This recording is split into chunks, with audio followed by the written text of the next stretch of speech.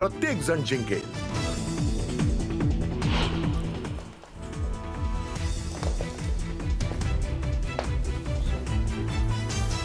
Rohit Arya encounter प्रकरणी 2 चौकशी समित्या नियुक्त. रोहितनं हे पाऊल का उचललं याची करणार चौकशी, तर त्याला पैसे देण्यात आले की नाही याचा करणार तपास.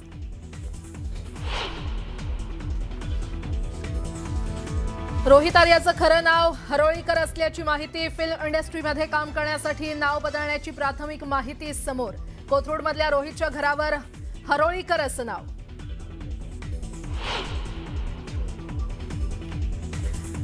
विरोधकांच्या उद्याच्या मोर्चाला अद्याप परवानगी नाही. पोलीस परवानगी देणार नसल्याची माहिती. तर परवानगी नसली तरी मोर्चा काढण्यावर महाविकास आघाडीचे नेते ठाम.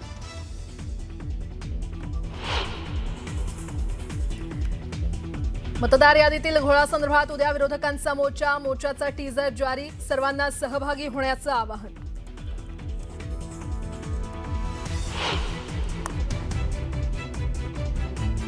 शिवरायांच्या किल्ल्यांवर नमो टुरिझम सेंटर उभारलं तर फोडणार. राज ठाकरेंचा इशारा. मुख्यमंत्रीपदासाठी किती लाचारी करणार. राज ठाकरेंची एकनाथ शिंदेंवर टीका.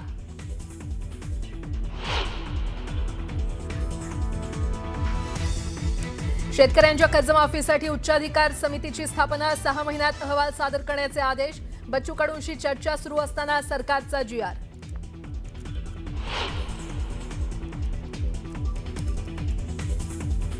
बच्चू कडूंच्या शेतकरी आंदोलन प्रकरणी पोलिसांची कारवाई. बच्चू कडू शेतकरी नेत्यांसह तब्बल 2,500 शेतकऱ्यांवर गुन्हा दाखल. 24 तासांहून अधिक वेळ वाहतूक रोखल्यानं कारवाई.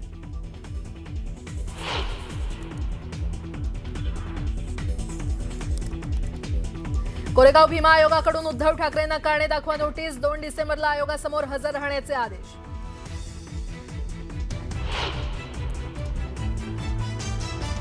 धाराशिवमध्ये माजी नगरसेवक रोहित निंबाळकरांवर जीवघेणा हल्ला. भाजपचे कार्यकर्ते विजय राठोड यांच्या हल्ल्यानंतर तुंबळ हाणामारी. पोलिसांकडून अद्याप कारवाई नाही.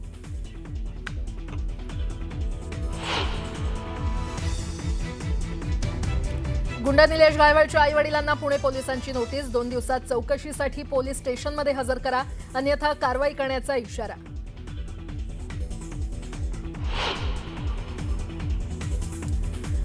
आणि सरदार वल्लभभाई पटेल यांची 150वी जयंती. पंतप्रधान नरेंद्र मोदींकडून सरदार पटेलांना अभिवादन.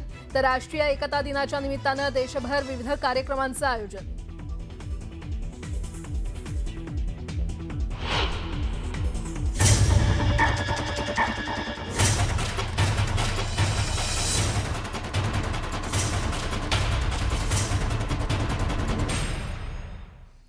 मुलुक महाराष्ट्राला आता सुरुवात करूयात. महाविकास आघाडीसह विरोधी पक्षांकडून उद्या मुंबईमध्ये मोर्चा काढण्यात येणार आहे. या मोर्चाला पोलिसांनी अद्याप परवानगी दिली नसल्याची माहिती समोर आली आहे. दरम्यान परवानगी नसतानाही विरोधकांकडून मोर्चा काढला जाण्याची शक्यता आहे. या मोर्चाला पोलीस परवानगी देणार नसल्याचं बोललं जातंय. त्यामुळे विरोधक काय निर्णय घेणार हे पाहणं महत्त्वाचं ठरणार आहे.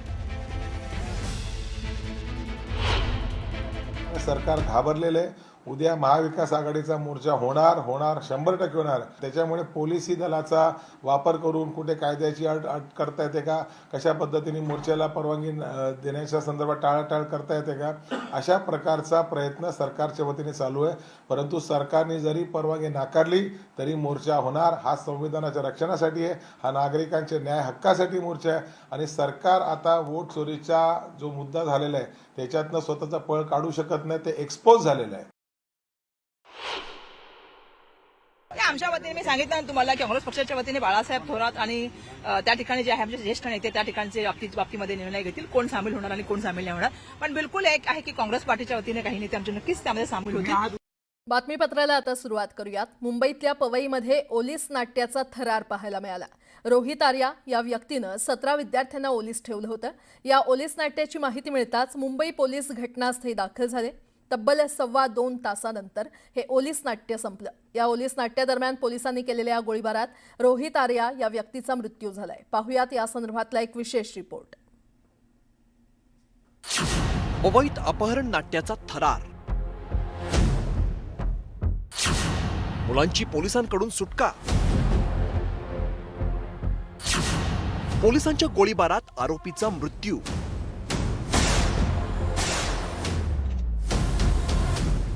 मुंबईतल्या पवई भागात गुरुवारी भर दुपारी ओलीस नाट्याचा थरार रंगला होता. रोहित आर्या नावाच्या व्यक्तीने आरे नावाच्या स्टुडिओत 17 मुलांना ओलीस ठेवलं होतं. रोहित आर्याजवळ बंदूक सुद्धा होती. या बंदुकीच्या आधाराने त्याने मुलांना ओलीस ठेवलं होतं. जवळपास 2 तास ओलीस नाट्य चाललं. या थरारादरम्यान पोलिसांनी केलेल्या गोळीबारात रोहित आर्याचा मृत्यू झालाय. मी फक्त आठवड्याने मारलं, काच फुटली आणि मागून पोलीस लोकांनी येऊन त्यांना रेस्क्यू केलं. बाकीचं मला यांनी नाही सांगायला लावलं काय, तर ते सगळे सिच्युएशन कंप्लीट झाल्यानंतर मी सांगेन. जवळपास 2.25 तास थरार चालला. वेब सिरीजच्या ऑडिशनसाठी मुलं पवईत आली होती. गेल्या 6 दिवसांपासून मुलं ऑडिशनला येत होती. दुपार झाली तरी मुलं जेवायला आली नाही. दुपारी 1:45 पोलिसांना पालकांनी फोन केला.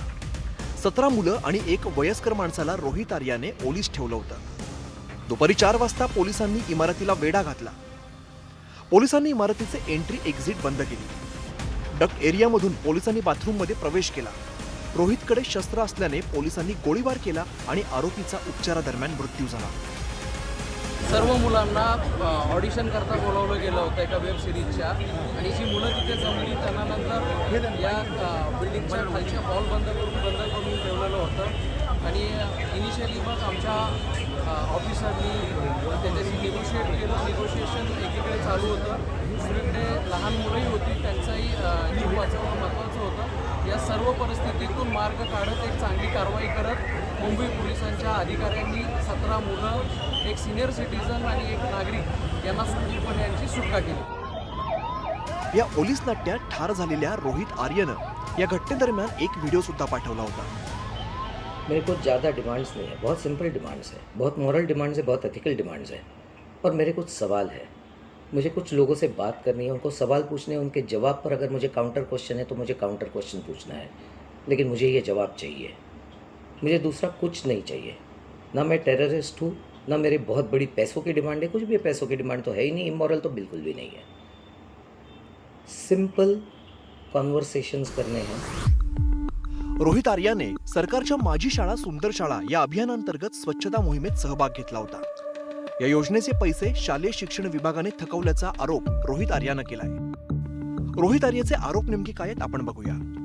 शालेय शिक्षण विभागाकडून वारंवार अन्याय झाल्याचा तसंच निधीबाबत अधिकाऱ्यांची भूमिका कायम नकारात्मक होती असा आरोप रोहित आर्यानं केलाय. शासनानं निधी थकवल्याचा आरोप करत स्वखर्चाने योजना राबवल्याचं रोहित आर्याचं म्हणणं आहे.